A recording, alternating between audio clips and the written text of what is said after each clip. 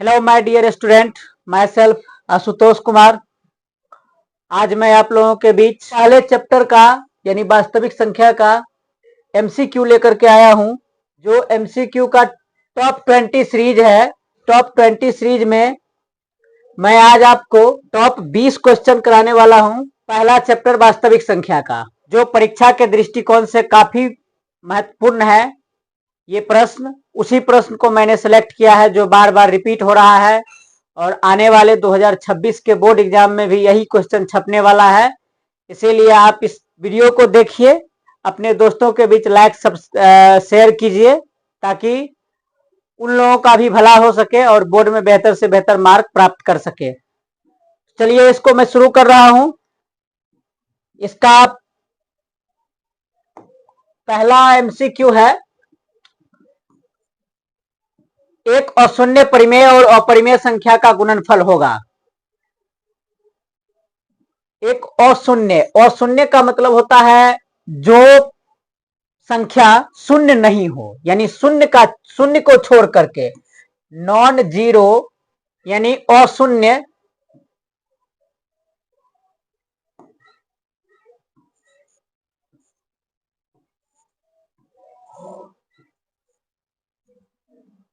अशून्य का मतलब होता है जो जीरो नहीं हो, जो जीरो नहीं हो, अर्थात जीरो को छोड़ करके, जीरो को छोड़ करके कोई भी परिमेय संख्या आप ले लीजिए। मान लीजिए एक परिमेय संख्या मैं 3 ले लेता हूं। 3 परिमेय संख्या है, क्यों? क्योंकि 3 को हम p/q के रूप में लिख सकते हैं। और एक अपरिमेय संख्या लीजिए। अपरिमेय संख्या किसको कहते हैं? अपरिमेय संख्या उसको कहते हैं जिसका स्क्वायर रूट नहीं निकाला जा सकता है, यानी वर्गमूल। ऐसी अभाज्य संख्या के जो रूट होता है उस पर रूट लगाने के बाद जिसका वर्गमूल नहीं निकाल सकते हैं उसको हम अपरिमेय संख्या कहते हैं। या नहीं तो दूसरा परिभाषा भी है, p/q के रूप में नहीं लिख सकते, उसको भी मैं अपरिमेय संख्या कहता हूं। यहां पर मान लीजिए एक √2 अपरिमेय संख्या है, तो 3 गुने √2 कितना हो जाएगा? 3√2। और ये क्या हो जाता है? अपरिमेय संख्या। याद रखना है, एक अशून्य परिमेय संख्या और अपरिमेय संख्या का जो गुणनफल होगा वो हमेशा अपरिमेय संख्या होगा। तो पहला क्वेश्चन जो है प्रश्न संख्या 1 का आंसर आपका बी नंबर हो जाएगा, हमेशा अपरिमेय संख्या। लेकिन यहां पर ध्यान देने योग्य बात है कि अशून्य परिमेय संख्या जब कहे तो हमेशा अपरिमेय होगा। लेकिन इस अशून्य को अगर हटा दिया जाए, आप इस क्वेश्चन को ऐसे पढ़िए, एक परिमेय और एक अपरिमेय संख्या का गुणनफल होगा, तो यहां एक जीरो के कारण जीरो एक परिमेय संख्या है, क्योंकि जीरो को हम 0/1 के रूप में लिख सकते हैं, यानी जीरो को हम p/q के रूप में लिख सकते हैं। इसीलिए जीरो क्या हो जाता है? परिमेय संख्या। तो अशून्य जब हटा दिया जाए, केवल परिमेय संख्या की बात करें, एक परिमेय संख्या और अपरिमेय संख्या का गुणनफल, तो वो हमेशा अपरिमेय नहीं होगा, परिमेय भी हो सकता है और अपरिमेय भी हो सकता है। इसीलिए अशून्य को ध्यान में रख करके काम करना है। यहां पर आपको एग्जाम में फंसाने के लिए इस तरह का खेल किया जा सकता है, तो याद आपको रखना है। और आप इस चैनल से जुड़े हुए हैं तो आपको थोड़ा सा भी डाउट नहीं रहेगा। जो भी चीज पढ़ाया जाएगा वो क्लियर रूप से बताया जाएगा कि जब अशून्य रहे तो हमेशा उसका आंसर अपरिमेय होगा। लेकिन अशून्य को हटा दिया जाए, केवल परिमेय संख्या और अपरिमेय संख्या रहे, तो उसका आंसर परिमेय और अपरिमेय दोनों हो सकता है। ठीक है, तो इस क्वेश्चन को का आंसर बी नंबर होगा। चलिए आगे चलते हैं। प्रश्न संख्या 2, जिसमें हम लोग बात कर रहे हैं शांत और अशांत दशमलव प्रसार का। दशमलव प्रसार जो है वो 2 तरह का होता है। पहला होता है शांत और दूसरा होता है अशांत। पहला होता है शांत दशमलव प्रसार,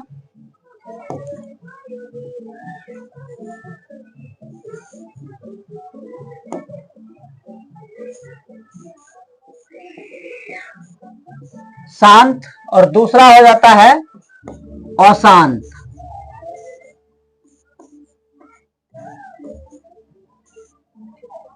शांत जो होता है वो परिमेय संख्या कहलाता है। जिसका दशमलव प्रसार शांत हो वह परिमेय संख्या कहलाता है। हम ऐसा भी कह सकते हैं परिमेय संख्या का जो दशमलव प्रसार होता है वो हमेशा शांत होता है। अशांत वाला में दो टाइप फिर से हो जाता है। पहला हो जाता है अशांत आवर्ती,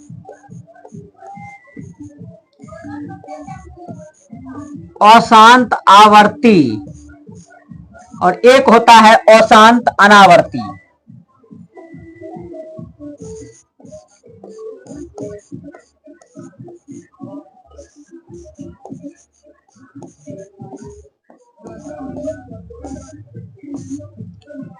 अशांत आवर्ती जो है वो फिर परिमेय संख्या हो जाता है, यानी जिसका दशमलव प्रसार अशांत आवर्ती हो वो परिमेय संख्या हो जाता है। और ये वाला जो है अशांत अनावर्ती जिसका दशमलव प्रसार हो ये आपका अपरिमेय संख्या कहलाता है। यानी जितना भी अपरिमेय संख्या है उसका दशमलव प्रसार अशांत अनावर्ती होता है। बात करेंगे इसके बारे में आगे, फिर जो प्रश्न है उसमें कि कैसे अशांत आवर्ती और अशांत अनावर्ती होता है। तो दशमलव प्रसार दो तरह का, पहला शांत, दूसरा अशांत। पहले शांत अशांत पर काम कर लेते हैं, उसके बाद इसको देखेंगे। अब आगे आइए, इसमें हमको पूछ रहा है कि किसका शांत होगा किसका अशांत होगा। इसको पता करने के लिए हमें क्या करना पड़ेगा, तो हम बता रहे हैं आपको क्या करना पड़ेगा, धैर्य रखिए। और आपको जो क्वेश्चन बताया जा रहा है ये पेपर में छपने वाला क्वेश्चन है। आप इस बात को मत भूलिएगा कि प्रश्न इससे बाहर आपका जो एमसीक्यू है 50 गो ऑब्जेक्टिव जो बनाना है उसको बनाने में आपको ये वीडियो काफी मदद करेगा, क्योंकि यही सब क्वेश्चन बार बार रिपीटेड क्वेश्चन है जो आपको पेपर में A to Z क्वेश्चन छपने वाला है। 100 एमसीक्यू का जो उसमें प्रश्न रहता है प्रश्न पत्र में, उसमें से आपको सब क्वेश्चन मिलने वाला है। आज मैं 20 करा रहा हूं, फिर इस चैप्टर का अगले वीडियो में मैं 20 क्वेश्चन लेकर के आऊंगा। तो आप लोग इसको ज्यादा से ज्यादा देखिए, दोस्तों के बीच शेयर कीजिए, और अच्छा लगे तो लाइक और सब्सक्राइब भी कीजिए। तो देखिए पहला क्वेश्चन है आपका 14/2 पर पावर 0 गुने 3 का पावर 2। अब देखिए ये ऊपर वाला जो होता है ना वो अंश कहलाता है, ऊपर वाला अंश हो गया, और नीचे वाला जो होता है उसको हम हर कहते हैं। हमें अंश को नहीं कुछ करना है, हर में क्या करना है चेक करना है। यदि हर 2 पर पावर m गुने 5 का पावर n के फॉर्म का है, 2 पर पावर m और 5 के पावर n के रूप का है, तो उसका दशमलव प्रसार शांत होगा। और इसके अलावा दूसरा कोई भी नंबर हर में शामिल हो जाए तो उस प्रश्न का जो दशमलव प्रसार होगा वो अशांत हो जाएगा। यहां पर देखिए, या तो 2 का पावर सिर्फ 2 का पावर m रहे तब भी चलेगा, सिर्फ 5 रहे तब भी चलेगा, 2 और 5 दोनों रहे तब भी उसका शांत होगा। लेकिन 2 और केवल 2, केवल 5 और 2 और 5 के अलावा कोई नंबर अगर हर में आ गया है तो उसका दशमलव प्रसार अशांत हो जाएगा।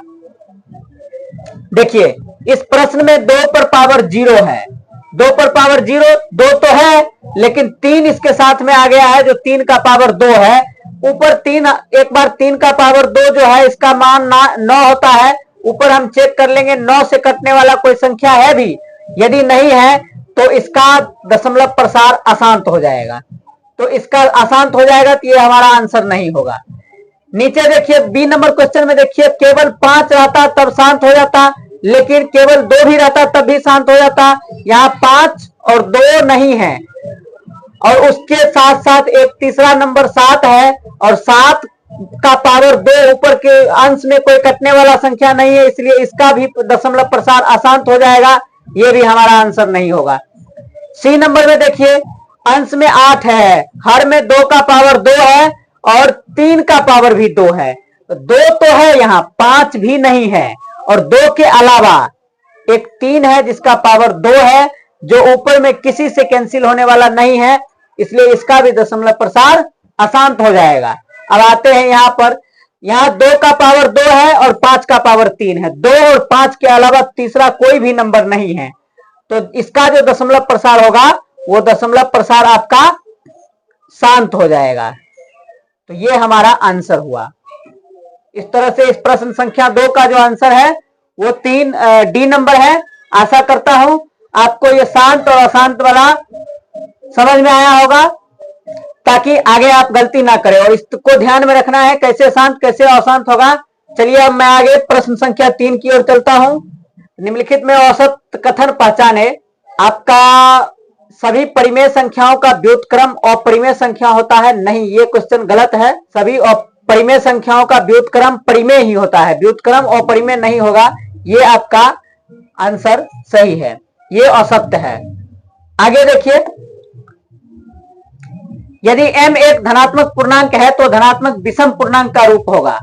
किसी भी धनात्मक पूर्णांक का विषम रूप जो होता है वो 2 पर पावर 2m+1 के फॉर्म का होता है। यानी 2 धनात्मक विषम पूर्णांक जो है 2m+1 के रूप का होता है। कहने का मतलब है यहाँ m का मान अगर हम 1 2 3 4 कुछ भी लेते जाएंगे तो वो संख्या मेरा विषम मिलते जाएगा। जैसे देखिए m का मान अगर 1 लेंगे तो 2 गुने 1 + 1 कितना हो जाएगा? 3 विषम संख्या है। m का मान 2 लेंगे तो 2 गुने 2 + 1 कितना हो जाएगा? 5। यानी ये भी एक विषम संख्या है। कोई विषम संख्या है वो 2m+1 के रूप का होता है। 2m+1 के रूप का यहाँ नहीं दिख रहा है, तो चलिए कोई बात नहीं, आप क्या कर लीजिए, इसको 4 कर लीजिए, 4m+1। तो 4m+1 भी ये भी एक विषम संख्या का रूप है। कैसे? m का मान 1 लीजिए, 4 × 4 + 1 5, 2 लीजिए, 4 दूनी 8 1 9, विषम संख्या हो जाएगा। ये आपका सम हो जाएगा, ये भी आपका सम हो जाएगा क्योंकि इसमें सम जोड़ा गया है। तो इसका आंसर जो होगा वो आपका आंसर इसका हो जाएगा DC नंबर 4m+1। आगे देखिए, किसी पूर्णांक m के लिए सम संख्या का रूप होता है। तो किसी पूर्णांक m के लिए सम संख्या का जो रूप होता है वो 2m के रूप का होता है, यानी 2 से वो कटने वाला होता है। तो यहां पर इसका m+2 ये आपका नहीं होगा, 2m+1 विषम संख्या का रूप होता है। ये जो आंसर है आपका C नंबर हो जाएगा, 2m के रूप का सम संख्या होता है।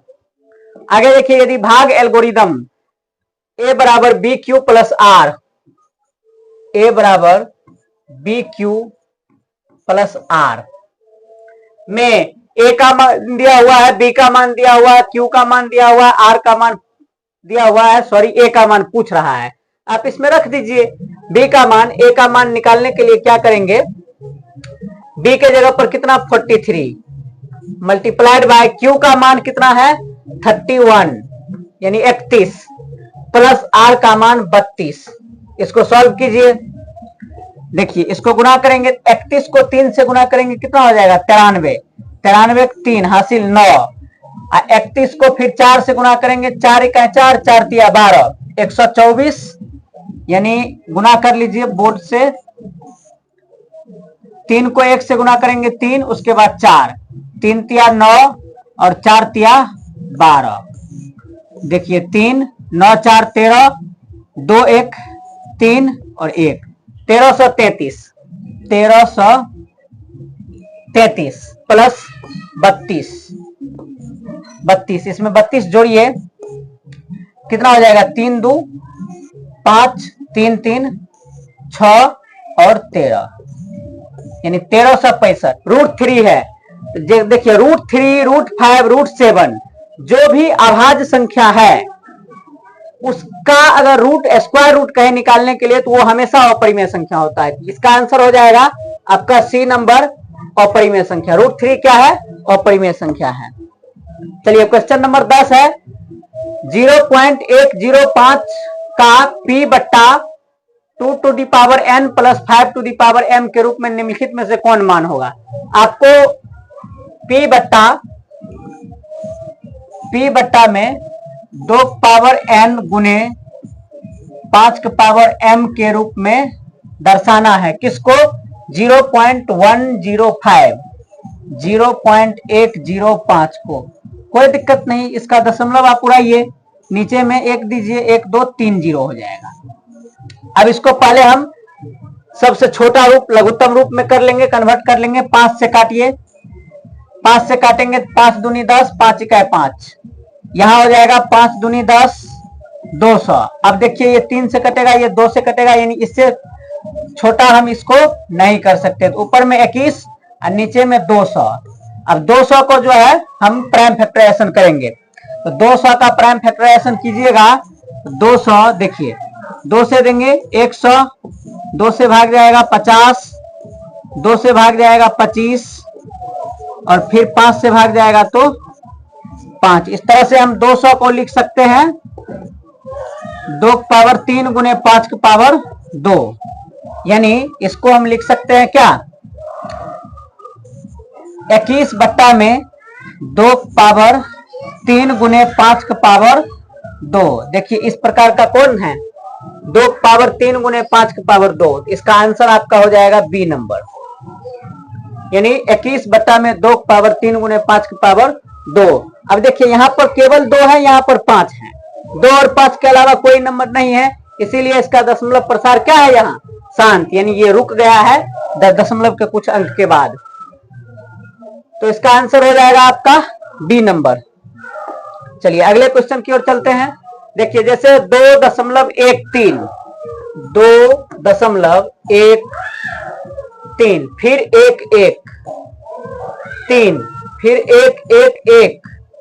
1 फिर 4 बार 1 3, इस तरह से ये आगे जाता है।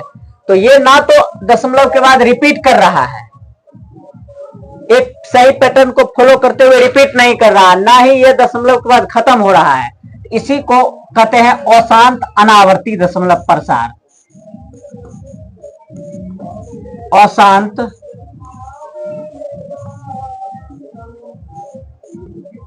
अनावर्ती दशमलव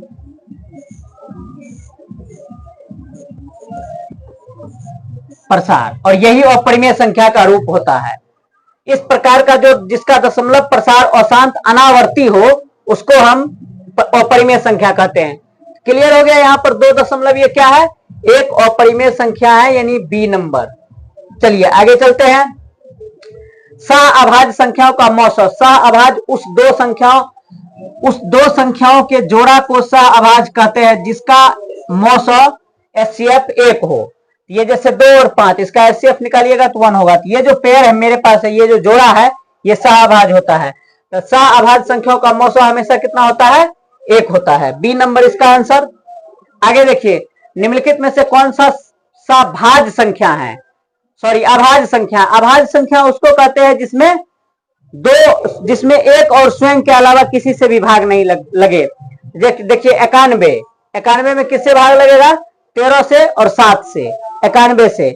तो ये आपका अभाज्य संख्या नहीं है, ये भाज्य संख्या है।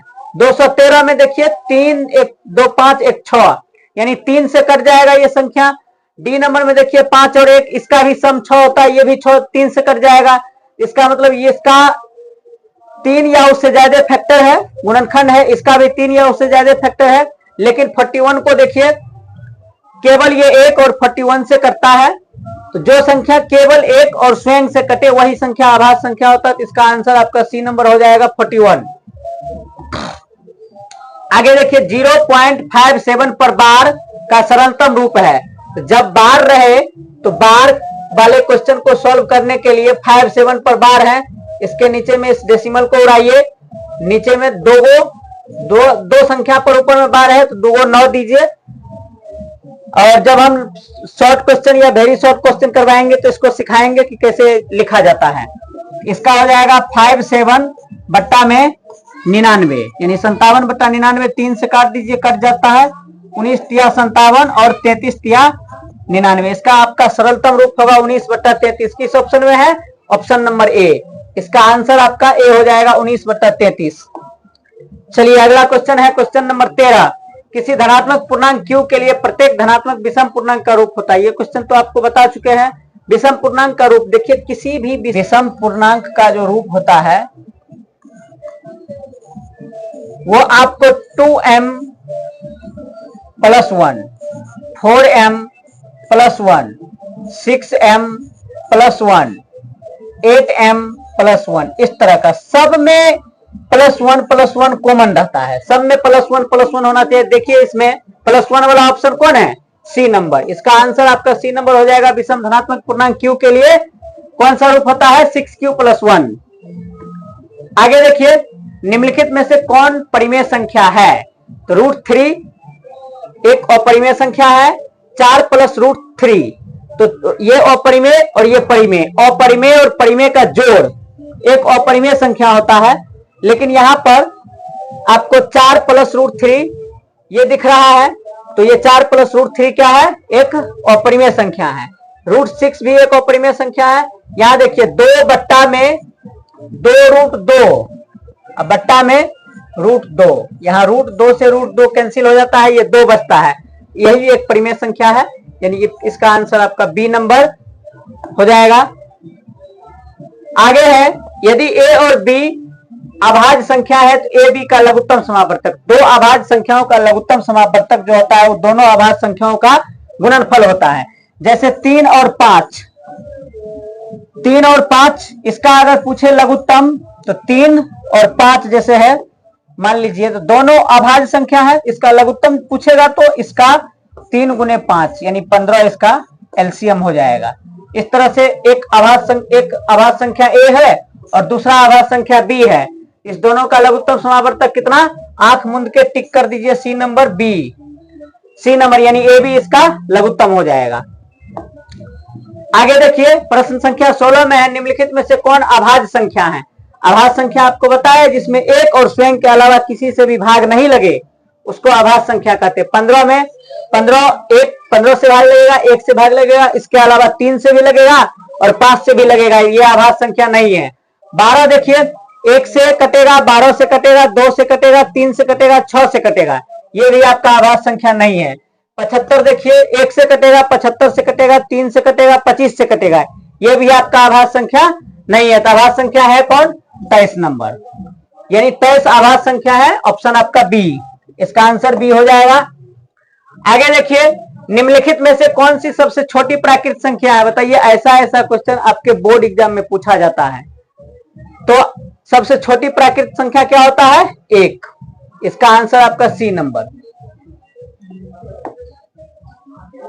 देखिए प्रश्न संख्या 18 में है, रूट के अंदर में 64/81 प्लस रूट के अंदर में 16/9। आप जानते हैं इसका भी स्क्वायर रूट निकल जाएगा, इसका भी निकल जाएगा, इसका भी निकल जाएगा, इसका भी निकल जाएगा, तो सबका जब स्क्वायर रूट निकल जाएगा, देखिए रूट के अंदर में 64 64 बट्टा में रूट के अंदर में 81 प्लस रूट के अंदर में 16 बट्टा में रूट के अंदर में 9, तो आपका 64 का रूट हो जाता है 8, 81 का 9 प्लस 16 का 4 और इसका 9 3, इसका आप एलसीएम ले लीजिए। ऐसे यहां से भी पता चल जाएगा कि दो परिमेय संख्या का जोड़ है, तो दो परिमेय संख्या का जो योग होता है वो हमेशा परिमेय संख्या होता है। यहाँ पर आपका क्या हो जाएगा, इसका आंसर हो जाएगा परिमेय संख्या, यानी ऑप्शन नंबर ए। चलिए अगले क्वेश्चन की ओर चलता हूं। प्रश्न संख्या 19 में है, यदि a और b अभाज्य संख्या है तो a और b का लॉस। ये क्वेश्चन मैं पहले भी करा चुका हूं, ये रिपीट हुआ है और आपके एग्जाम में भी बार बार रिपीट हो रहा है। तो 2020 में भी है, 2021 में भी है, वो शायद 2025 में पूछा हुआ है। इसका a और b का जो है लघुत्तम समावर्तक हो जाएगा ए बी, यानी ऑप्शन सी। आगे देखिए, आगे प्रश्न संख्या 20 है, 45 और 60 का महत्तम समावर्तक पूछ रहा है। आपको 45 का क्या करना है, अभाज्य गुणनखंड के फॉर्म में लिख लीजिए। 45 को क्या लिखेंगे, 9 × 5 = 45, 3 की पावर 2 × 5, उसके बाद 60 है। 60 को आप लिख लीजिए, 60 को आप पहले 15 × 4 लिख लीजिए। 4 को आप क्या लिखिएगा, 2 की पावर 2, 15 को 3 × 5। इस तरह से 60 का क्या हो जाएगा, 2 की पावर 2 × 3 × 5। अब इसमें आपको महत्तम निकालना है, एचसीएफ निकालना है, तो जो दोनों में कॉमन हो उसको उसका सबसे छोटा पावर ले लीजिए। दोनों में कॉमन क्या है, 5, यानी 45 और 60 का जो HCF होगा वो कितना हो जाएगा 5। तो इसमें सॉरी 3 कॉमन है, 5 नहीं, 3 भी कॉमन है, 5 भी कॉमन है, 5 है और 3 है। यहां पर 3 कॉमन है, 3 को मैंने ध्यान नहीं दिया, और 3 का पावर यहाँ 2 है, यहाँ 3 का पावर 1 है, तो आपको 3 का पावर छोटा पावर लेना है। इसका महत्तम समापवर्तक हो जाएगा 15। इस तरह से ऑप्शन डी आपका सही है। इसका हमारे साथ बने रहिए, मैं आपको अगले क्लास में टॉप 20 का इसका पार्ट 2 लेकर के आ रहा हूं। आप इसको ज्यादा से ज्यादा प्यार दीजिए, सपोर्ट कीजिए CS ऑनलाइन एकेडमी को, ताकि आपका भी भला हो सके और आपके दोस्त जो पढ़ रहे हैं, जो आगामी 2026 का बोर्ड परीक्षा देने वाला है, उनका भी भला करना है। तो उनको आप शेयर कीजिए और चैनल को लाइक सब्सक्राइब कीजिए। हम आप लोगों के परीक्षा तक बने रहेंगे इसी तरह का टॉप 20 क्वेश्चन के साथ। धन्यवाद।